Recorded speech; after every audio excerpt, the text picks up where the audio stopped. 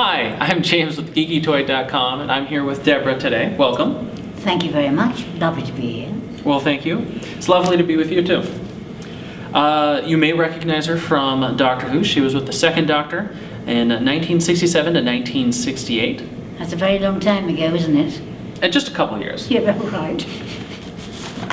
Not too long ago. I've got a couple questions for you here. Okay. And I'd like to start out here as with your autobiography that you have that you put out a while ago. Yeah. I was thinking, now since you've had it out, is there anything in there that you might have now with foresight think you might want to edit it? Say something else you could have added, or something that maybe you would have taken out? No, nothing at all. When you write an autobiography, it's got to be warts and all, hasn't it? Let's face it. When I was asked to do it, I thought, no, I really can't do this, because you've got to bare yourself, your soul completely. But the two guys who persuaded me, and it took a very long time to do, it was a very emotional journey, which I will never ever forget. And my memories came back. They started asking me questions, and all these memories came back to me, which was extraordinary.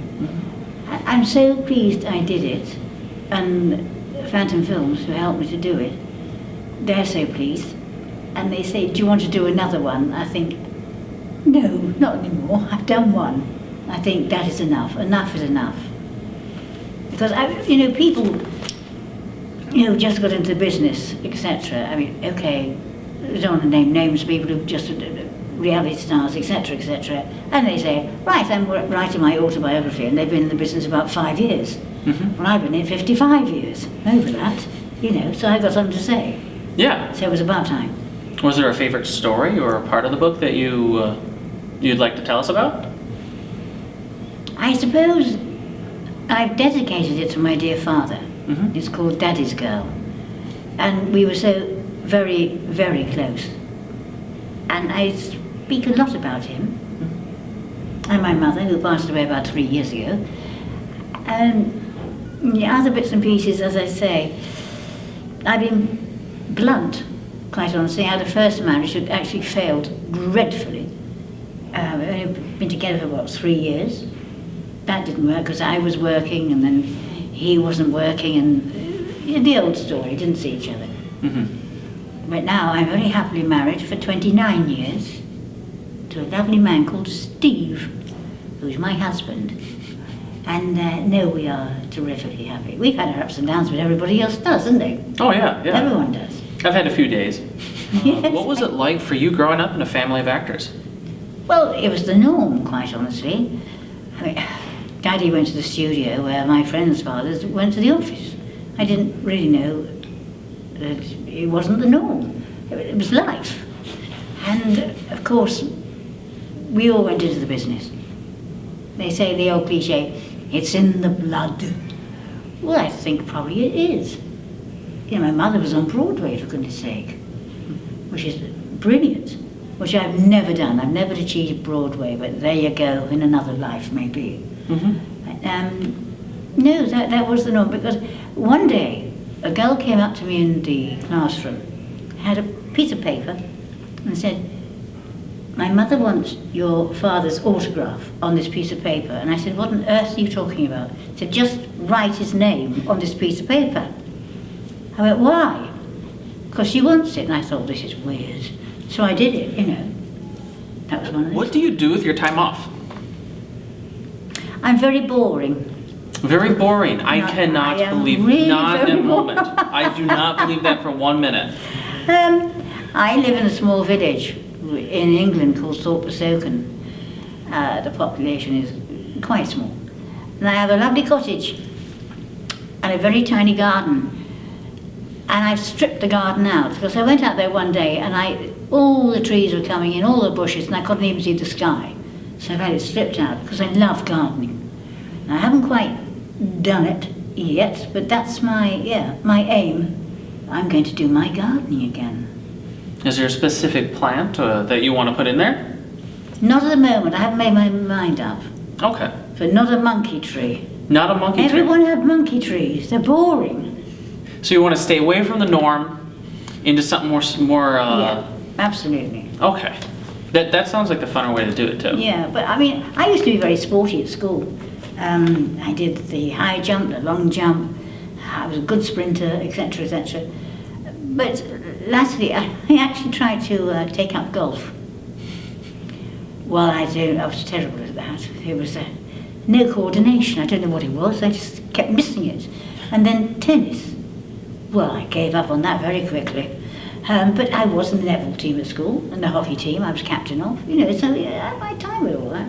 So you probably hurt a few people in the hockey games. Yeah, I'm short. Checking them? Yeah, well, I'm short, you see, so I can get them around the ankles. Watch out for Deborah. What would you say was the scariest monster you've acted with? And what was the scariest monster ever with Doctor Who? Scariest monster I acted with, I think, has to be the Cybermen. Because they had that human form and the head. And, I mean, I knew the guys inside the suits, let's face it. But when they were in there, it was weird. It was too close to home. And when in Tomb of the Cybermen, when the honeycomb started to melt, the Cybermen were frozen inside it, weren't they? And I watched this, and I thought, that is eerie. But he started to come up with this dreadful music, and the leg came out, and the arm and the head came out, and I'm going, oh, I don't like the look of this at all. No. I went out with the Cybermen. Okay. Only for one night, but that's another story. Well, hopefully they were out of costume. Yeah. Yes. I could imagine that. You're out at the theater or at dinner, and you're with a Cybermen. Hello, meet my friend. Meet my friend. Yes. They take out their laser. Dinner was too slow. And what about the scariest monster ever? Oh, it's one in the new series. The Weeping Angels. Oh dear, I didn't like that. Yeah, I was quite horrified with that when they happened. Because they kind of started to move, and then all of a sudden, it was like they were alive, and all the eyes went and everything. And I thought to myself, why am I watching this? But it was so riveting, I had to. You know what I mean? So yes, that was that was scary. The Weeping Angel. The Weeping Angel. Oh yes. Those aren't quite what we'd consider as guardian angels. They're a little counterproductive. She's not endearing, is she, at all? No, it's That's weird. yeah. How'd they even come up with that? Where'd you get this from? Actually, it's something I carry on my website. I get it through Underground Toys and have it at the geekytoy.com. It's one of the figurines that I carry. Right, brilliant. It's really, I like these lines. Right, all yours. They have a lot of other lines with stuff less scary. Okay. What did you think of Doctor Who before you were ever part of it? I saw the first episode. That's when I saw. But then I got the part and I thought I better see another episode or whatever storyline, because I don't know what it's about really. And I watched it. I thought, yeah, this is good, this. I'm going to look forward to this. So yeah, I thought I'm part of it.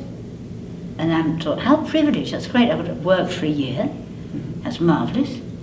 But I had no idea, let me say, that after all those years, 47 years since I did it, I would be on the Who circuit. It was a job for a year. And then I got on the circuit in the mid-80s because Pat said, you've got to get on the circuit. I said, I can't, I'm a private person, I can't stand out there and talk. He said, you will. And I did. And so I've met loads of people from Who and the new series as well, etc., etc. But I'm just flattered that people remember Victoria because of the missing episodes they've been discovered, which is brilliant, absolutely brilliant, and people love them. Have you ever imagined that you would have a gig that this many years later you'd still have a fan base? No way. No way at all. No. It's really quite of an amazing experience. It is rather. It's amazing to me. I didn't know I'd be out in Minneapolis. It's brilliant. Yeah.